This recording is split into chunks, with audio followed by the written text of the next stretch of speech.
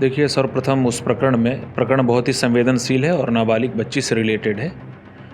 उस प्रकरण में मर्ग के पश्चात मर्ग जांच के दौरान घटनास्थल से मृतका के द्वारा लिखा हुआ एक सुसाइड नोट बरामद हुआ था।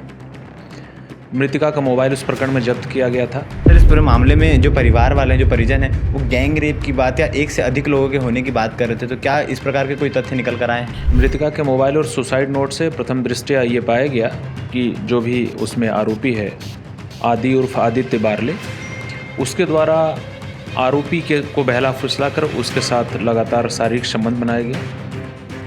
और आगे अगर इस प्रकार की चीज़ें सामने आती है कि कोई और भी इसमें संलिप्त है या वीडियो बनाने में ही किसी और का हाथ है या किसी और थर्ड पर्सन के पास वीडियो भेजा गया होगा, तो उसमें किस प्रकार की कार्रवाई की जाएगी?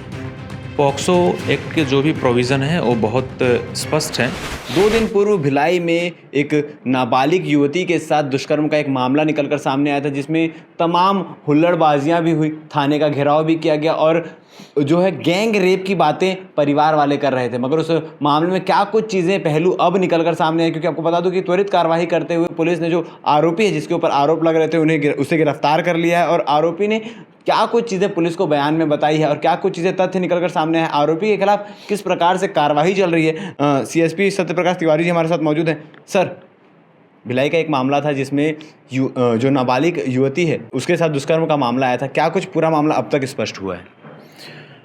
देखिए, सर्वप्रथम उस प्रकरण बहुत ही संवेदनशील है और नाबालिग बच्ची से रिलेटेड है। उस प्रकरण में मर्ग के पश्चात मर्ग जांच के दौरान घटनास्थल से मृतका के द्वारा लिखा हुआ एक सुसाइड नोट बरामद हुआ था। मृतका का मोबाइल उस प्रकरण में जब्त किया गया था।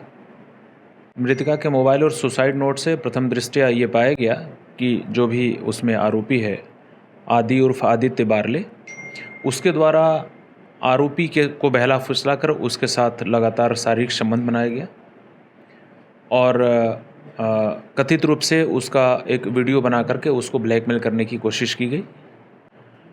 साथ ही चूँकि बच्ची की उम्र 18 वर्ष से कम थी, नाबालिग थी, तो इन संपूर्ण परिस्थितियों के मद्देनज़र उस प्रकरण में सर्वप्रथम मर्ग जांच पर एक अपराध कायम किया गया, जिसमें पॉक्सो की विभिन्न धाराएं, बलात्कार और आत्महत्या के दुष्प्रेरण से संबंधित धाराएं जो थीं वो लगाई गई थी। अपराध पंजीबद्ध करने के पश्चात उस प्रकरण में जो भी संदिग्ध था आदि उर्फ आदित्य बारले, वो परिवार सहित फरार था घर से। मुखबिर की सूचना पर उसको सेक्टर 6 में छुपे हालत में उसको पुलिस अभिरक्षा में लेकर के उससे पूछताछ की गई। पूछताछ पर उसका जो मोबाइल था उसे जब्त किया गया। उसके मोबाइल में भी वो सारे कंटेंट्स कुछ मिले जो मृतका और उसके बीच में जो बातचीत हुई थी, उसके मैसेजेस इत्यादि जो पाए गए साक्ष्य थे, उसके आधार पर आदि उर्फ आदित्य बारले को उस प्रकरण में गिरफ्तार किया जाकर के न्यायिक रिमांड पर भेजा गया है। और प्रकरण में जो भी जब्तशुदा मोबाइल है उसको फॉरेंसिक जाँच हेतु उसको साइबर लैब पुलिस मुख्यालय भेजा गया है। सर, इस पूरे मामले में जो परिवार वाले हैं, जो परिजन हैं, वो गैंग रेप की बात या एक से अधिक लोगों के होने की बात कर रहे थे, तो क्या इस प्रकार के कोई तथ्य निकल कर आए हैं? अब तक की विवेचना में इस प्रकार के कोई तथ्य या कोई भी साक्ष्य प्राप्त नहीं हुए हैं जिसमें कोई ये बोल सके कि उस बच्ची के साथ कोई गैंग रेप की घटना हुई थी। गैंग रेप की घटना अभी तक की विवेचना में किसी प्रकार कोई साक्ष्य नहीं प्राप्त हुए हैं। सर, आदित्य की गिरफ्तारी के बाद जब उससे पूछताछ किया गया, तो क्या कुछ चीज़ें निकल कर सामने आई, वो क्या बता रहे हैं?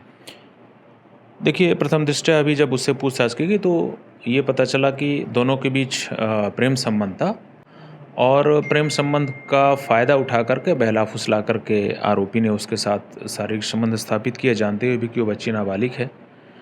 और बाद में जो भी इनके बीच में आपस में जो भी कॉन्ट्रडिक्शन हुए, जो भी आपस में उनके बीच में मतभेद हुए, उन मतभेदों के कारण ये सारी परिस्थितियां पैदा हुई और उन परिस्थितियों के चलते आत्मग्लानि में और बदनामी के डर से वो बच्ची जो है उसने आत्महत्या करी। आरोपी ने अपने अपराध जो है वो कबूल कर लिए हैं? जी हाँ, आरोपी ने अपना अपराध कबूल किया कि उसने उसके साथ शारीरिक संबंध बनाए थे और दोनों के बीच में जो बातचीत हुई थी, जो मैसेजेस थे, उससे ये क्लियर था कि इसके द्वारा आपसी बातों को लेकर के, मतभेद को लेकर के बच्ची के ऊपर दबाव बनाया गया, जिससे वो आत्महत्या करने को विवश हुई। जैसे सुसाइड नोट में वीडियो का जिक्र था या परिवार वाले भी वीडियो का जिक्र कर रहे थे, तो क्या ऐसा कोई वीडियो बनाना आदित्य ने कबूल किया है कि इस प्रकार के कोई वीडियोस बनाए गए हैं या नहीं बनाए गए हैं?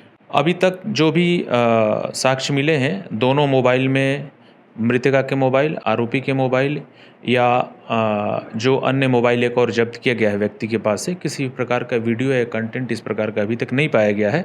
हो सकता है वीडियो डिलीट कर दिया गया हो। उस वीडियो को और अन्य जो भी चैट्स हैं उनके रिकवर किए जाने के लिए ही मोबाइल को जब्त किया जाकर और फॉरेंसिक जांच के लिए उसको भेजा गया है। आदित्य के खिलाफ अभी किन किन धाराओं में कार्रवाई चल रही है? आत्महत्या के लिए दुष्प्रेरित करना, बलात्कार और पॉक्सो एक्ट की धाराएं। पॉक्सो एक्ट की जो संगीन धारा है जिसमें मिनिमम पनिशमेंट 20 साल का है, ये सभी धाराएं उसमें लगाई गई हैं और उन्हीं के तहत कार्रवाई की गई है। आगे अगर इस प्रकार की चीज़ें सामने आती है कि कोई और भी इसमें संलिप्त है या वीडियो बनाने में ही किसी और का हाथ है या किसी और थर्ड पर्सन के पास वीडियो भेजा गया होगा, तो उसमें किस प्रकार की कार्रवाई की जाएगी?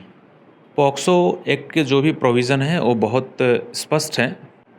इस प्रकरण में जिस व्यक्ति की भी संलिप्तता पाई जाएगी उनके विरुद्ध कठोर वैधानिक कार्रवाई करेंगे। ठीक है, तो आपने तमाम चीज़ें इस प्रकार से क्लियर हो चुकी है कि जो गैंग रेप की बात चल रही थी, प्रथम दृष्टया जो कार्रवाई की गई है, अभी विवेचनाएं की गई है, उसमें इस प्रकार की कोई चीज़ें, कोई तथ्य निकल कर सामने नहीं आए हैं कि उस नाबालिग बच्ची के साथ गैंग रेप जैसी कोई चीज़ें हुई है। अब आगे जांच में क्या कुछ चीज़ें निकल कर आती है, देखने वाली बात रहेगी। परसों की दिन जो भी घटनाएं हुई वो यूट्यूब चैनल से कम्युनिटी गाइडलाइन की वजह से उसे हटा दिया गया है। अगर आप उससे रिलेटेड तमाम चीज़ें या जानकारी देखना चाहते हैं तो भिलाई टाइम्स के इंस्टाग्राम चैनल में आपको उसका वीडियो मिल जाएगा, आप वहां से जाके देख सकते हैं। बाकी तमाम खबरों के लिए बन रही है हमारे साथ। धन्यवाद।